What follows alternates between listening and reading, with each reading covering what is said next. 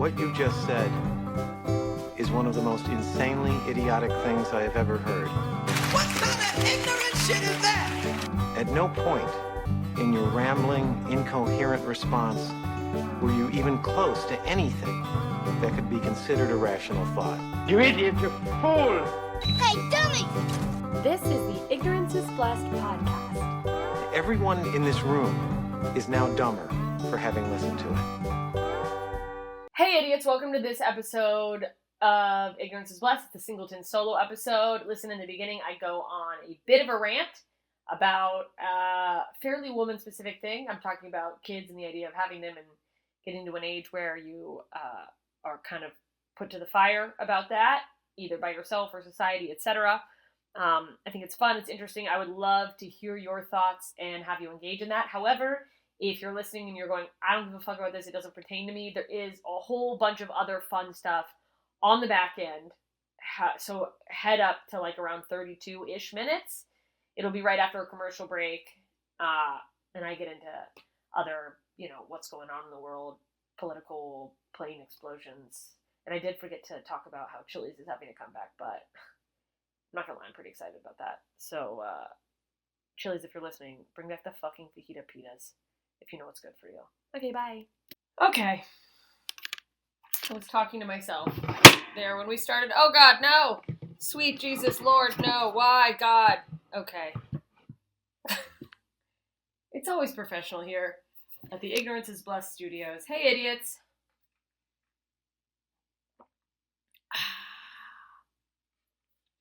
That was the sweet sound of me taking a sip of my water with Element electrolytes in it, LMNT. I like them. They're not a sponsor, but they could be if they wanted to be.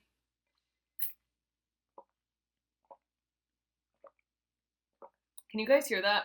Still trying to test whether or not I, in fact, swallow water too loud, as Nate insists. I know one thing's for sure, I'm probably talking too loud. And I'm realizing this is the microphone that doesn't even get as loud. So that's devastating for me. Okay. I'm here. That's it. It's January 30th. It's another solo Thursday episode here in not so sunny Los Angeles, but it's been a little rainy, which I'm hoping is good. Everyone's worried about mudslides. I'm worried about everything constantly, so who knows. But the point is, I'm here. I've been using a courtesy car from Lexus. Thank God that Nate has that. I'm just burning up his 30 days of a courtesy car that come with an electric vehicle while my car is in limbo in the shop. And I don't know if anyone else has experienced this. The other guy's insurance is fucking terrible. National General. They called me the other day. Sorry, I did just absolutely burp in there and try to gloss through it. And I can't gloss through those things with you guys. You hear that. You heard me burp in the stupid microphone. Why am I making the microphone stupid? I'm the pig. Whatever. They tried to call me last week and convince me I should switch to using my insurance to cover it. He hit me. He was drunk. And then when this guy explained how their insurance policies work, apparently most of who they insure are people who have to pay a lot for insurance and can't get insured anywhere else. So I can deduce that this isn't the first time this guy has hit somebody drunk before. Anyway, the estimate from the car place I went came back $4,700 when their AI estimate had said, they being his insurance company, had said it would be like a little over $1,000. And he's like, I can't tell you the amount of money on his policy, but what I can tell you is the state minimum for California is $5,000. And if we go over his policy, that's all we cover. And a lot of times these places come back and they find new things. He said he couldn't tell me. I asked why he couldn't tell me how much his policy was. And he's like, well, I'd have to get him on the phone. He'd have to approve it, which means he can. He just didn't do the work. But also, then I was like, well, so I don't even know if his policy is only $5,000. And he goes, yeah, but I only make these calls when I have to. No, you make these calls all the time because you're a greasy insurance man who is trying to make it so that your company doesn't have to spend money. Then he was like, if it goes over, it could go over, $1,000, then you're out $1,000. And in California and Arizona, even if, we claimed 100% fault, so it doesn't count against you with your insurance. They can't raise your insurance. My deductible is $2,500. Like, he tried, and he kept being like, yeah, so maybe you should go through. And it's like, it's not going to be $2,500 more than the estimate. And if it is, he has to fucking pay out of pocket. Like, how do I make him pay out of pocket? Whatever. Now I'm just bitching about my personal life, but I guess that's what this is. Has anyone dealt with this? If an insured person's coverage doesn't cover the cost, I mean, I'm gonna get on the phone with my insurance, but aren't they liable? Isn't the insurance to like keep them from paying? And how do you make them pay? How do you make them pay? I don't have his phone number because he was supposed to text me and definitely texted the wrong number. But I guess I could get it from them if they'll give it up. They have to give it up, right? Whatever. This is the fourth time I have been totaled. No, I'm not totaled. I'm not totaled. Thank fucking God. Fourth time I've been in an accident in California. I don't know. I just hate I hate LA. I'm so sick of it. I have a show tonight at the Laugh Factory. I'm very excited. I didn't need to tell you that. I just got a text from the guy who booked me in Long Beach sending me the times. So I got distracted. I'm not looking at my phone anymore. I'm so sorry. Oh, but I do need to look at my phone. That's why I was looking at my phone, because I wanted to talk about a couple things. Okay, so I had, first of all, Dirty D, Dana Moon, was on the podcast earlier this week. If you haven't listened to that episode, please go check that out. We had a hell of a time. But I've been thinking about, we had a brief conversation about her trying to get intentional with relationships. Because, she wants to find someone, and she touched on part of the reason she would like to find someone soon is she doesn't think she wants kids, but she wants the option of deciding on kids with a partner instead of just accepting you're not having them. And as I was editing the episode and clipping it up, that part replayed for me a few times. And I'm really thinking about it. And that's because I'm at the same age point in my life as her. I have a partner. And we have had conversations about it. But I don't think people talk about it enough. There are this faction of people who are childless 100% by choice. And they, share how they love it, how much money they save. Sometimes they share about how gross kids are. But honestly, like, I don't want to hear from anyone like that if they aren't past the point of being able to have children as a woman, I think. And I know that makes me seem old or maybe backwards or whatever, but it's like, yeah, cross the finish line and then tell me how great it is. Because what I'm not hearing in the zeitgeist out in the world from millennial women is a conversation about women who, or from any other generation who has crossed this point, women who are nearing the end of when they can have children and aren't sure if they will. It's a weird feeling, For me, there is a part of me, like one of my best friends just had her first kid last year. She's been trying for years, married to her husband for over a decade. And they finally had one, and she's literally the cutest little girl I've ever seen. Thank fucking God. God, imagine going through all that. I mean, they went through fertility treatments and all these procedures and losses and devastation and money. Imagine you do all that, and then you have like a ugly ass kid. What a nightmare. Oh, like hundreds of thousands of dollars for this? I'm starting to understand why my mom resented me as a sperm baby, now that I think about it. But they made it happen, and she's cute, and she's got such a personality. I think she's going to be a fun, maybe a wild one. We'll see. Little Delaney. But I don't know if I want kids, and I still feel the same way I have felt about this forever, which is, I don't think if you're on the fence, you should have one. I think having a kid, and I know that's not the case for most people. Oh, well, he was a surprise. Oh, accident. Oh, well, the Lord just blessed us. You know, he just keeps on giving. And why is it, by the way, that the people that you don't want to procreate seem to have no trouble with fertility? Does anyone else realize this? That the only people I've met struggling with fertility are brilliant people who are well-rounded, empathetic, they understand people, they can see multiple perspectives and understand where people are coming from, even if they aren't, of the same beliefs. Those are the people who are always like, yeah, we're just struggling. The swimmers aren't swimming, the eggs aren't egging. And then the dipshit down the street who gets in fistfights over a baseball game at the local bar, whose wife is cheating on him with the plumber, and thinks that makes her cool.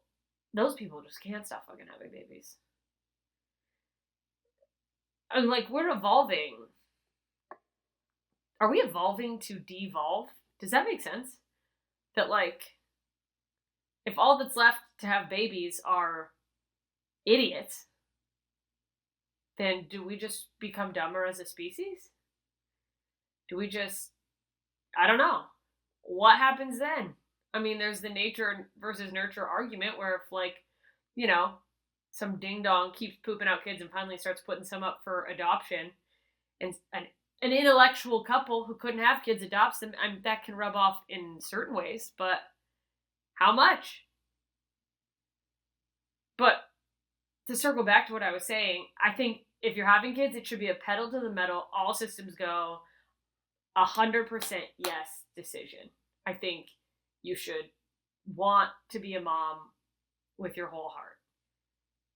Want to be a parent with your whole heart. Want to be a dad with your whole heart. Because having a kid and being a parent are not the same thing. Like, if you want to have a kid just because you want to check the box, cross the milestone, get the fucking validation dopamine hit of going, I achieved this thing that society says is a mark of being a full actualized citizen, you shouldn't have a fucking kid if that's the reason. You should want to raise the kid. You should want to teach a life, like give life and love and nurture to a growing being. And I don't think enough people think about that. And I think in the context of people my age, women my age, who are, mid-30s, because they start saying geriatric pregnancy at 35 still. And I think it's a stupid word. I wish we had a different word for it. But I understand that, we can go, geriatric, 35.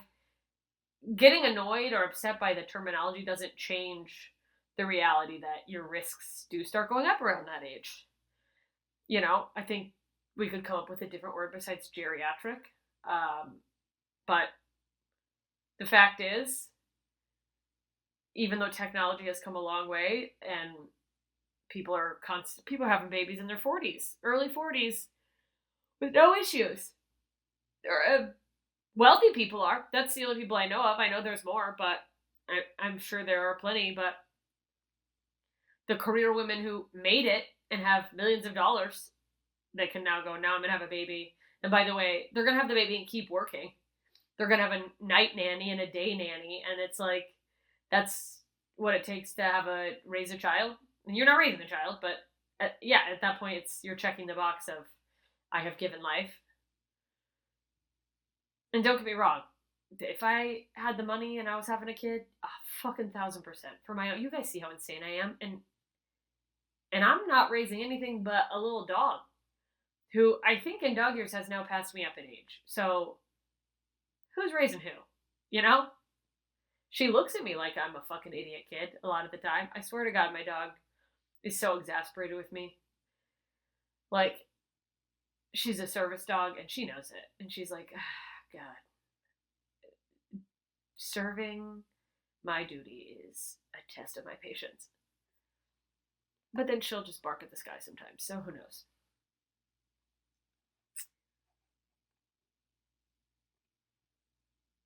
Back to where I'm at, because I guess I sort of brought it up, so I should touch on it. I am not in a place financially where it would be responsible to have a child. I believe, I hope, and I have firm belief, can't even say belief, so do I have it? I have firm belief because of my work ethic and my abilities and the evidence that has been presented to me, the concrete evidence in the form of people coming to shows, people supporting this podcast, people enjoying what I do, that I will reach a point where finances would be fine to bring a child in. They are too scarce now, and life is far too expensive in Los Angeles to even think about that. But I do have to think about the fact that I'm running out of time to think about it. And I understand what she's saying with like, I wish I was in a place, because even with a partner, you would talk about it theoretically, but if you're both not in a place financially in your work positions where it makes the most sense, it's still theoretical. I've stopped bringing it up to Nate because I think we've had as much of a conversation as we can around it. But our consensus is sort of like, if the bridge hasn't crumbled by the time we get to that point, we'll cross it when we get there. And it is hard to not fucking bring it up. But for what? Like, bringing it up at this point doesn't do anything except for add this, like, invisible pressure that isn't helping to both of us. Because obviously we both wish we were at the place we're headed in terms of career and finance, but we're not quite there yet. We're in the investing in ourselves portion of our careers still. And yeah, I'm objectively successful on paper from the outside looking in for anyone who like is pursuing comedy, and I don't discount that. But it's not financially what I think people would assume it is. And there is still much farther to go to hopefully reach that point. But it is a bummer getting to the point where I don't know if I'll have that choice. I don't know that by the time my circumstantial, capitalist, influenced, money greedy society that I must abide by in order to survive life, I don't know by the time that's at a point where I can go, now I can make this decision with confidence that there will even be a decision to be made. And part of me, a lot of me is totally okay with that. And I think it's important to be okay with it. I mean, I've talked about it before, but I think acceptance, God, this isn't funny at all. Whatever. It's not always funny. Fuck you guys. Don't give up on me. Doesn't always have to be funny, also. That's the whole point of this. Sometimes it's just ranting. But what the fuck was I saying? Yeah, it does suck to like think I'll get to the point and be like, well, there's no decision to be made. But as I was saying, yeah, I talk a lot, or I have, maybe not enough, maybe too much. You guys tell me about acceptance and how important it is. I think I touched on it in a recent episode, which is either out, I can't remember if it was with Dana or with my friend Alyssa Yeoman, in which case the episode is not out, but will be coming soon. So much of our suffering we put on ourselves because we don't accept our situation. And accepting a situation does not mean it's okay. It doesn't mean stop working to change it, give up. What it means is accepting the reality you're in. Not believing something doesn't happen, or I don't want it. Of course you don't want it, but like all that energy towards hating a situation, hating not being in a position to make that decision. That is just added suffering. So I do my best to accept this is where I'm at. And I think having had an honest conversation with Nate about it was very helpful. That's a conversation that's hard to bring up, especially when you know you're not in a place, because it's just this weird, something has to be said, but I know in terms of our life, this conversation, this isn't the time for that, but like it has to be said. I had to say it before. Though I would feel, even though I understand he's an intelligent man, he, you know, in theory is aware, and I say in theory as like, you know, knowledge-wise, you know, you can read and understand from an outside perspective, like, that a woman has a time limit on this kind of thing. But, like, in reality, a man can never really feel that internal feeling.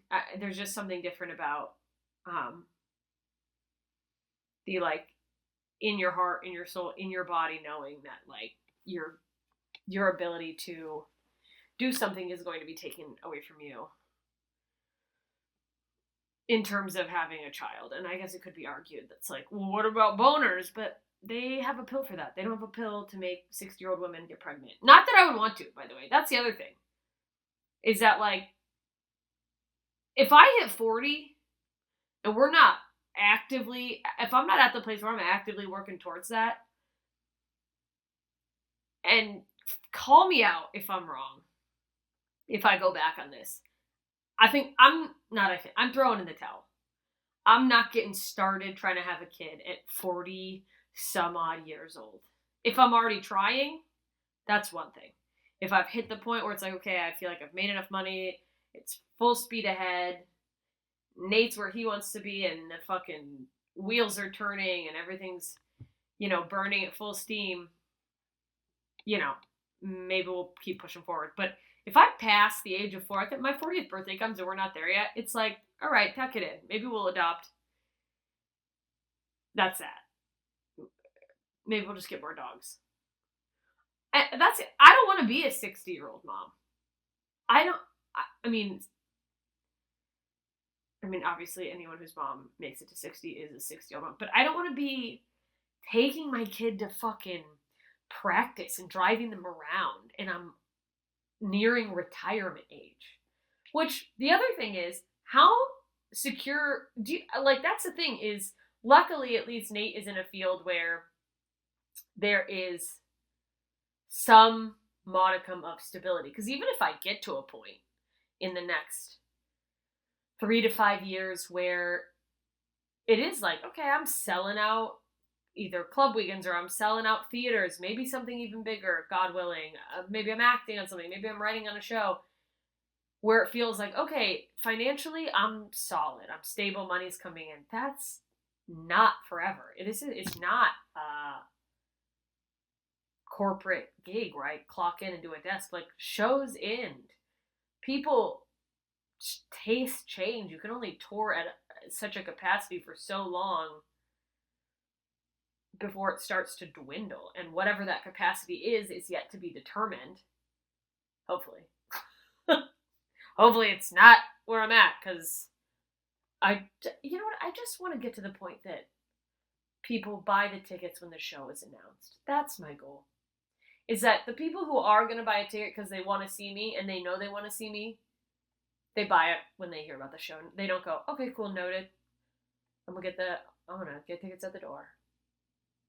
I just want to be successful enough that people aren't so confident there will be tickets the day of and at the door. And there isn't always. But sometimes there is. A lot of times there is. And I would love to change that. I would love to find a way to reach enough people that people are motivated to fucking get them. So I'm not sweating. That's raising my cortisol. My whole body's in shambles because I'm stressed all the time. On top of probably inhaling poisonous smoke. So why am I even talking about a baby? I have a, toxic waste factory probably inside my body. I can't grow something in there. It's going to come out a mutant.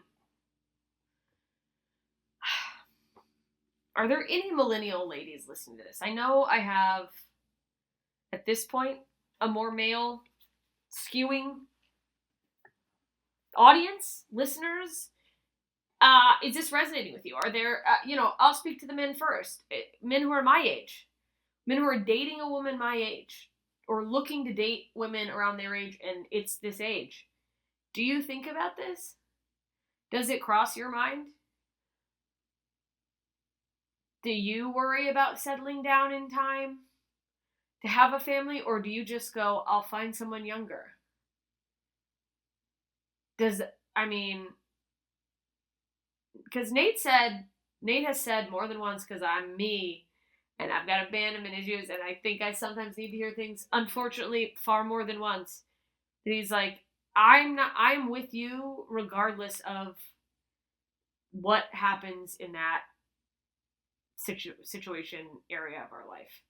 If we get to the point you can't have kids, we'll figure it out. We'll adopt if we want kids. We'll do something else. But there is like a lingering fear that I wonder if women have, that like the person they're with will eventually become overcome with the desire to bear children and want to step out or go elsewhere. Yeah. And maybe there's less of that, but there is the like feeling of, well, if the person I'm with would really like to be a dad at some point, even if he is in love with me and is with me to the end, will there be like a guilt, a sadness that I wasn't able to give him that? What do you guys think about this, men, and then women? If you're watching, if you engage, I know, I know that there are women who listen and watch, but you guys are less likely to engage. I've found you to be more, less. I mean, if you want to send me, with slobs, we would get women and their crazy stories all the time, and please send those stories. You were an idiot, someone was an idiot to you, to ignoranceisblessedpodcast@gmail.com. All one word, ignoranceisblessedpodcast@gmail.com. Or send an answer to this, put it in the comments of the YouTube, or come over to the Idiots Facebook group. It's facebook.com/JMSComedy. It's linked right there at my Facebook. Idiots with an exclamation point. How do you find acceptance with this if you're in the same boat? Or how do you mitigate? I don't know what I'm trying to say. Trying to rush it. I mean, I'm not trying to rush it. The one thing I'm not going to do is bring a kid into a world where the kid's going to have to suffer. I mean, suffering is inevitable, but because I lack the finances to give them the care they deserve. But, I mean, do you find yourself getting angry? I mean, I'm lucky. I have a great partner who, by the way, would be a great dad. When or if I get angry about this situation, it's not going to be at myself. Maybe. It's always at myself. I'm more angry with the system we have set up that has fucked so many people in our generation. The money, the lifestyle we thought we'd get, that we saw our grandparents get, that we watched some of our parents have, it like simply doesn't exist the way it used to. And prices seem to keep going up and wages don't.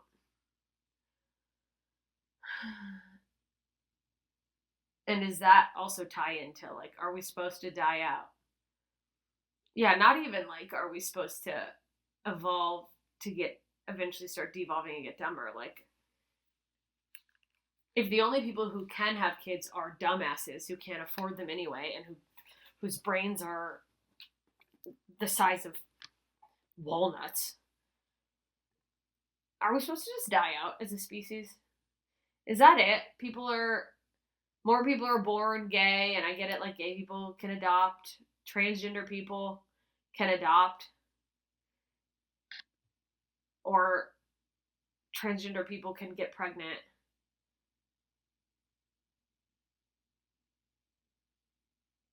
But, like, obviously there's gonna be less natural births the more people. I don't even know. The news is so skewed, and people are so loud about certain things, and I live in an area with an abnormal amount, and I say abnormal as in median, average wise, above average. Abnormal is not the right word. Above average is. Above average amount of LGBTQIA plus whatever the fucks.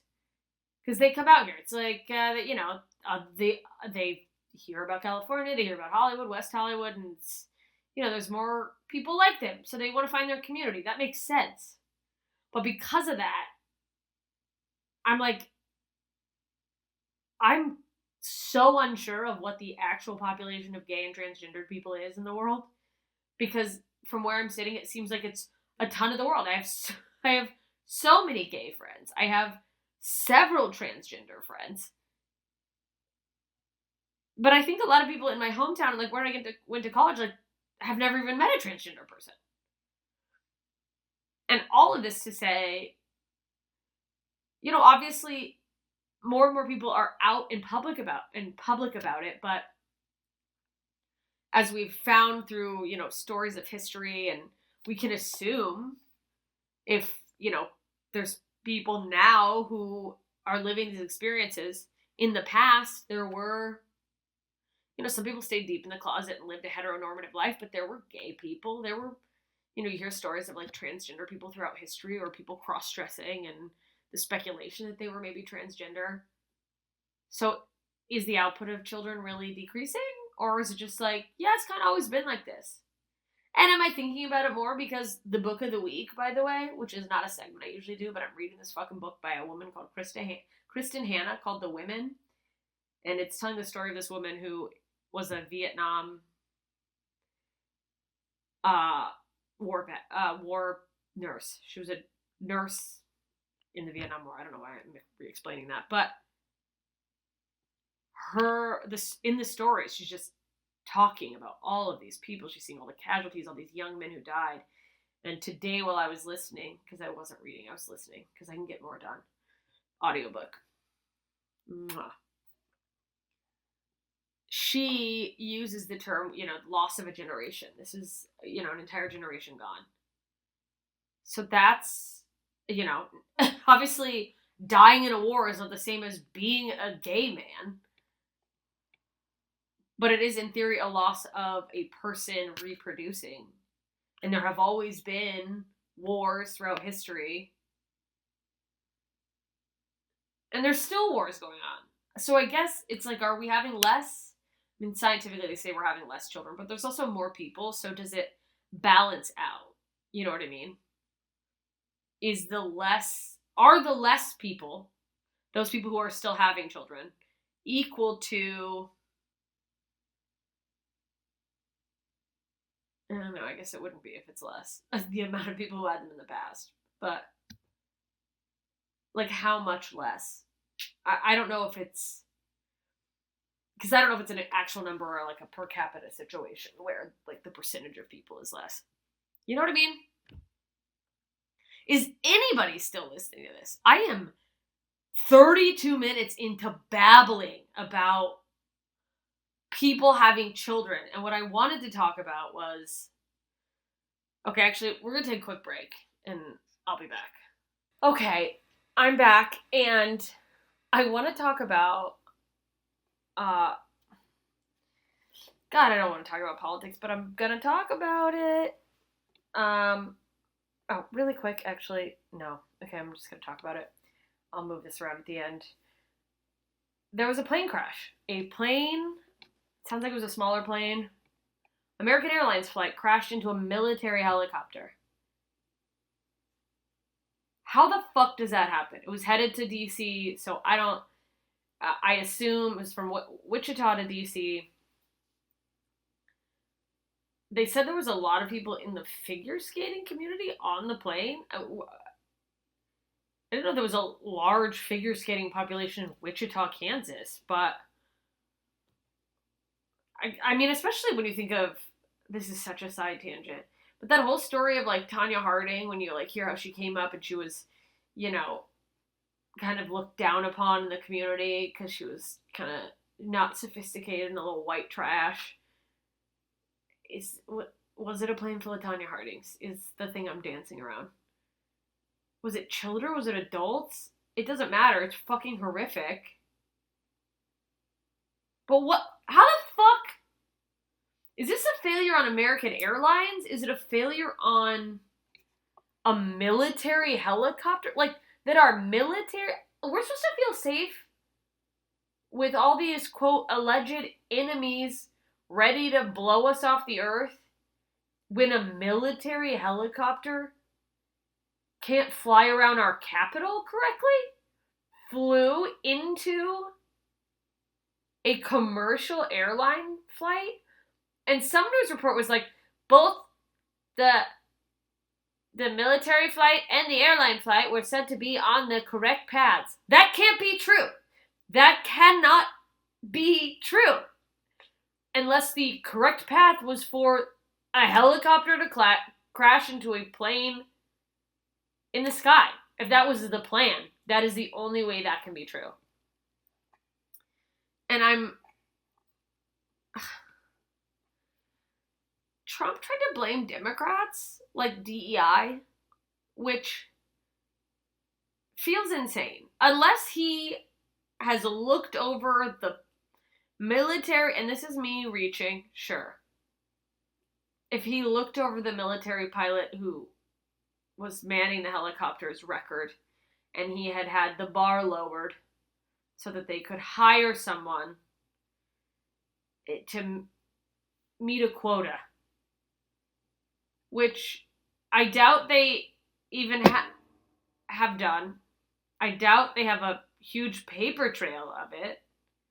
And even more, even if those things were true, I doubt in the amount of time it took from the plane crash being news to Donald Trump saying that he would have been able to look over that information either way. That's crazy. But I do think it's worth, as an example, using, I mean, the fact that people are going to go DEI hire anytime someone's a minority, which I assume is what he's doing. I don't even know who the helicopter pilot was. I assume it was a minority. It'll be fucking hilarious if it comes out, I mean, not hilarious, but as hilarious as horrific death can be, that it's a white guy.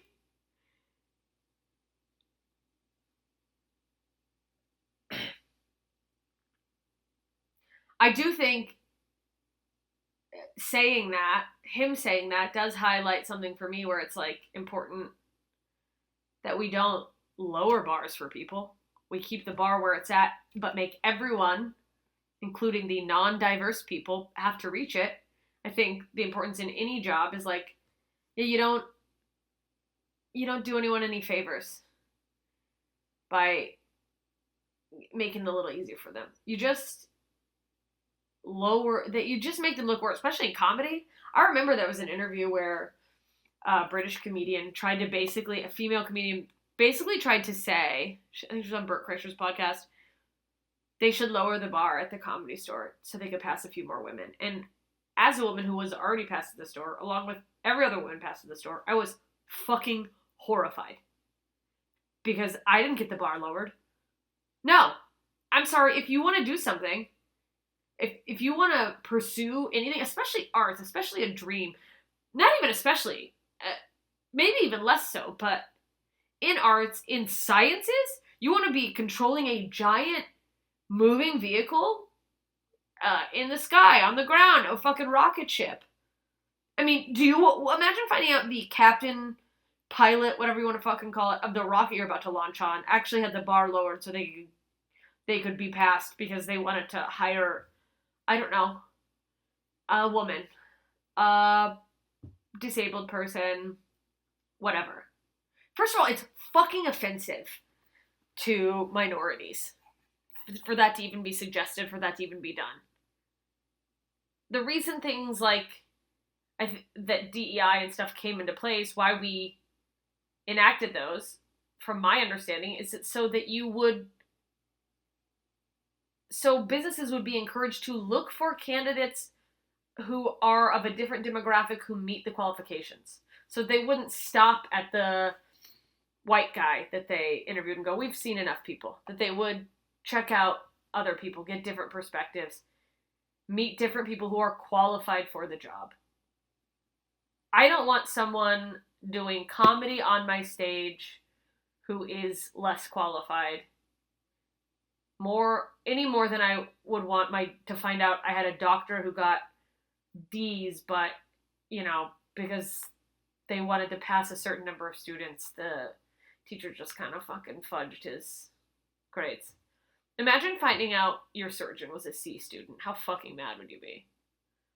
And I think, really, that's what programs that encourage diversity and inclusion are at the heart trying to avoid, is the white man who looks like the guy hiring, who maybe is the guy hiring's bud's son, who isn't that great, but his dad, you want to look out for his kid, that he's not getting the job ahead of the black woman who is more than qualified, who would be an excellent candidate, who would crush this job. But of course that gets misconstrued by people who want to make it seem like it's a bad thing. Probably mediocre white men who are tired of having to try, or rather than look themselves in the mirror and be honest about the fact that maybe you're just not fucking talented enough, they're going, no, it's because of this. It's because they're checking boxes. It wants to be commandeered by those people. Oh, they won't hire white men in Hollywood anymore. Yeah, they will. There's tons of white men working. Maybe you're just not as good as them. Or you don't even have to be as good. You just have to be selling tickets, honestly. It's not even that hard with this. Comedy's a terrible example because there's so many god-awful people who are somehow succeeding. It brings me back to what I was saying before the break about how we are just getting dumber and dumber as a society. But the other problem is that people in a rush job to, fill those gaps to get the, government seal of approval, the fucking we did it, we have, the layout of our company matches the demographic layout of the area we're in. We deserve a pat on the back. We deserve a gold star.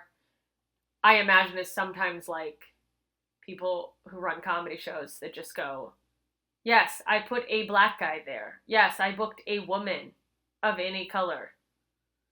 I booked one gay person. And they're looking sometimes, that's the thing, it does happen that sometimes they're looking more at, do you check the box, than are you as good as everyone else in the lineup?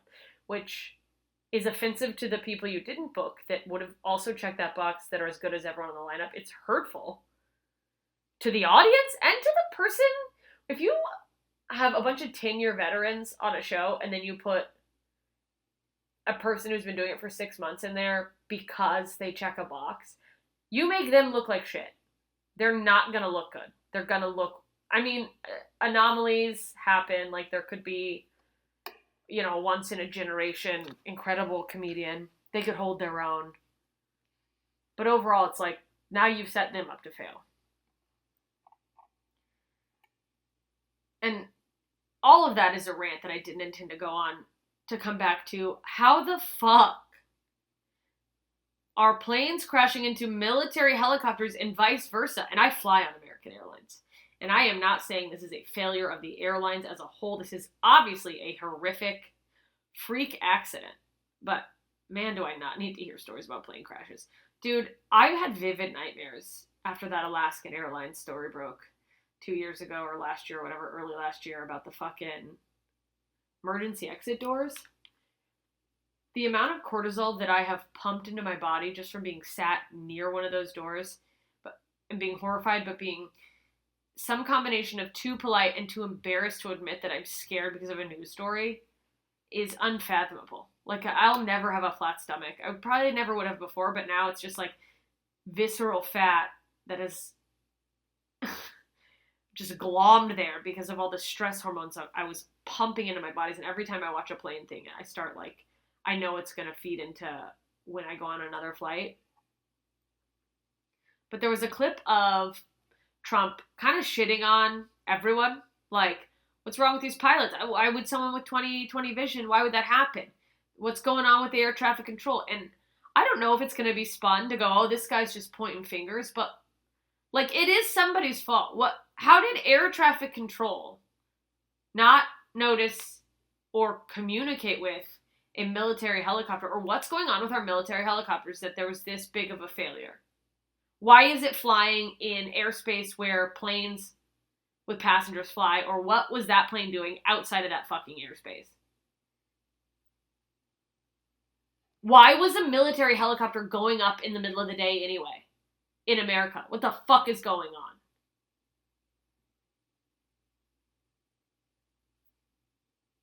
With 3 people in it. 3 people in a helicopter. What were they doing? Was there a fucking gunner in there? Why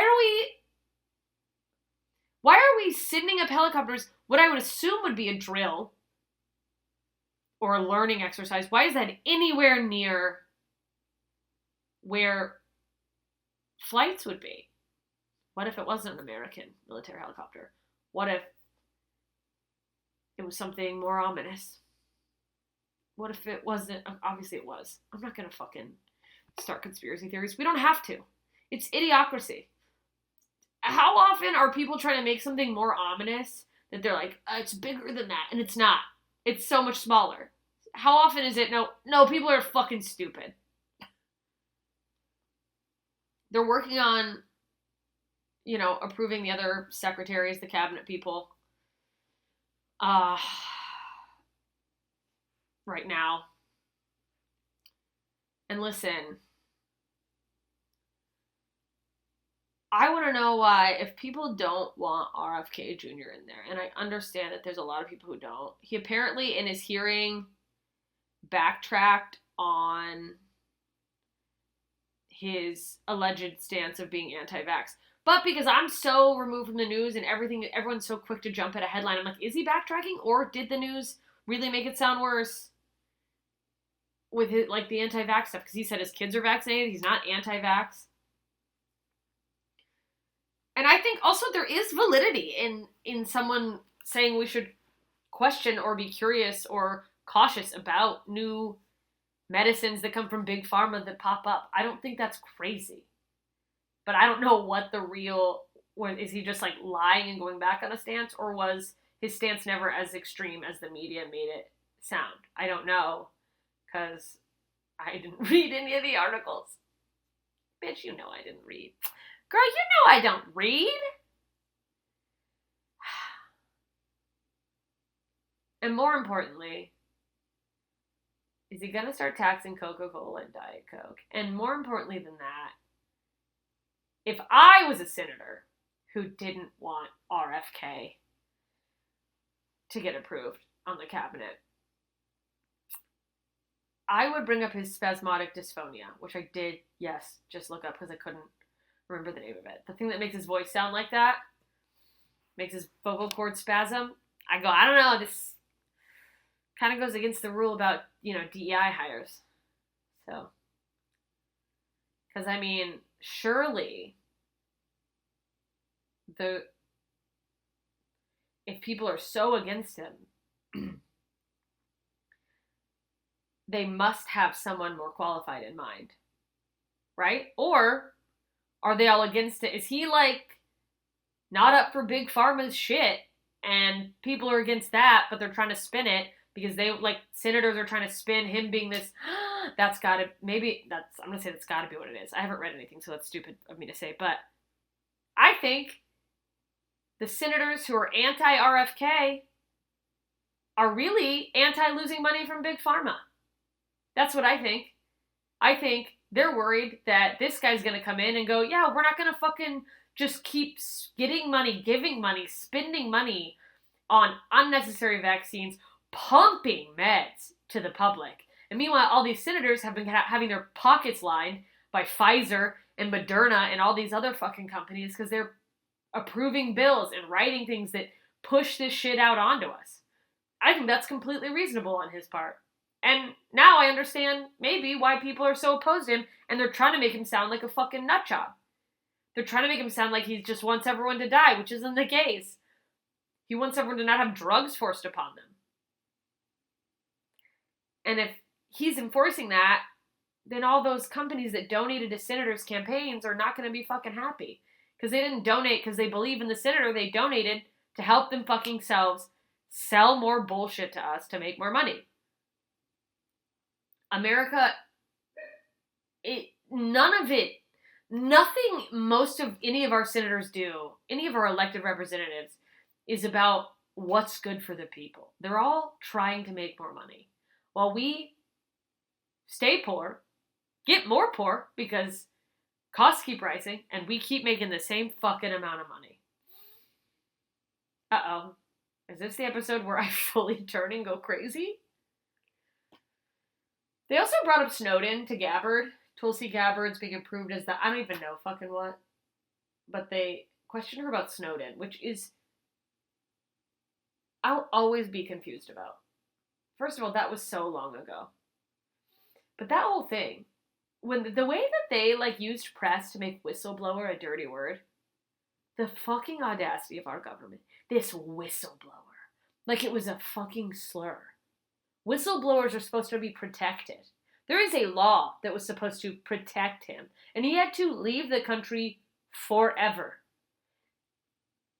And they use the media to make these fucking dumbasses all over America who just listen to the news and listen to Fox tell them who's bad, or CNN tell them that this person's the enemy, or whatever. I don't fucking know which. MSNBC. The whistleblower. Oh, the guy who reported on illegal doings? That there's a law, by the way, hanging up in places, in fast food restaurants, where it's like, what am I blowing the whistle on here? That the chef, the fry cook picks his nose and puts it in the fryer? Who cares? Wait, you could be like, you don't care about that? You don't care about your body if you're eating fast food. You think the booger is the worst thing you're putting in you if you're housing a bunch of McDonald's french fries? No, and I say that as someone who, by the way, loves McDonald's french fries.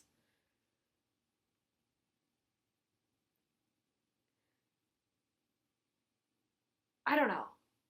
I don't even remember what they asked her. I don't remember what I was going to say. She tried to be like, oh, I really want to, focus on the present and the future and move forward and not talk about the past, which, of course, is a fucking way to skate around the question, Tulsi. But then they go, Susan Collins hasn't said whether or not she'll vote for whatever. And they're obviously upping the drama. But the way, I just heard the snippet version, of course, on CNN, after I already CNN 5 Things, which is a podcast that comes out a few times a day and tells you 5 big news stories. And I'm trying not to read the news, but also trying to find the fine line of staying informed. And here we are. Here we are, almost an hour into a solo episode, which are usually half an hour. And I would say the more fun half an hour is on the back end, so people are probably missing it. I don't know if they meant to, but they really made it sound like people are more up in the air about her, and I can't help but wondering how much of it is her as a politician, as a representative, as someone who would make a good or bad secretary, as a human, and her choices. How much is it about that, and how much is it just about a woman? And when they go, this woman, is Susan Collins the only representative who hasn't said whether or not she'll vote for her? Or do they just go, and this one woman is not sure about this other woman? Are there men who are not sure about her? Or are we all just fucking waiting on Susan Collins? Also, I don't know. I think, I'm at the point where it's people are worried about the media being controlled or free press or things not being fact checked. And I'm just there should be some sort of line. The way, and I know it's too loose, it should probably be tightened the way religions can be nonprofits and not have to pay taxes. There needs to be a line on whether or not you can say you're a news outlet. And then if you're a news outlet, you shouldn't be able to report on speculation. You should report on facts only.